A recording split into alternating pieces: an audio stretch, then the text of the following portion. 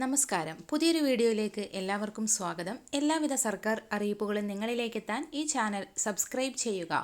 Ration കടകളിലൂടെ മണ്ണെണ്ണ വിതരണം പുനരാരംഭിക്കുന്നു.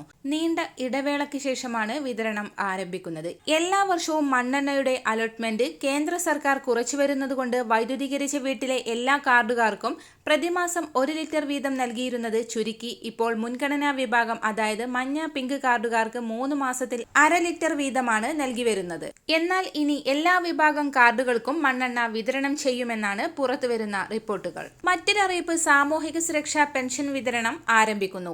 കഴിഞ്ഞ മാർച്ച് മാസം മുതൽ ക്ഷേമ പെൻഷൻ വിതരണം മുടങ്ങാതെ നൽകി വരുന്നുണ്ട്. അതിനു മുൻപ് 5 മാസത്തെ കുടിശ്ശിക വന്നിരുന്നു. അതിൽ 2 എണ്ണം കഴിഞ്ഞ സാമ്പത്തിക വർഷം വിതരണം ചെയ്തു.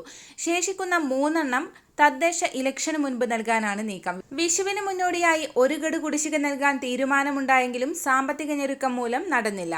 ആ ഗഡു മെയ് മാസത്തിൽ നൽകും. തദ്ദേശ ഇലക്ഷൻ പ്രഖ്യാപിക്കുന്നതിന് തൊട്ടു മുൻപ് ഓരോ ഗഡുക്കൾ നൽകുന്നതോടെ കുടിശ്ശിക തീരുകയാണ്. അതോടെ ക്ഷേമ പെൻഷൻ പൂർണ്ണമായും നൽകിയ സർക്കാർ എന്ന പ്രചാരണം ശക്തമാക്കും. 3 ഗഡു ക്ഷേമ പെൻഷൻ കുടിശ്ശിക നൽകാൻ മാത്രം 2700 കോടി രൂപ വേണം. ക്ഷേമ പെൻഷൻ വിതരണത്തിന് നാമമാത്രമായിട്ടാണെങ്കിലും കേന്ദ്ര സഹായവുമുണ്ട്. അത് പക്ഷേ കൃത്യമായി കിട്ടുന്നില്ല.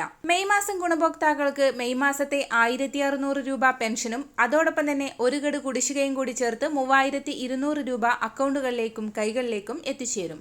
എല്ലാവിധ സർക്കാർ അറിയിപ്പുകളും നിങ്ങളിലേക്കെത്താൻ ഈ ചാനൽ സബ്സ്ക്രൈബ് ചെയ്യുക.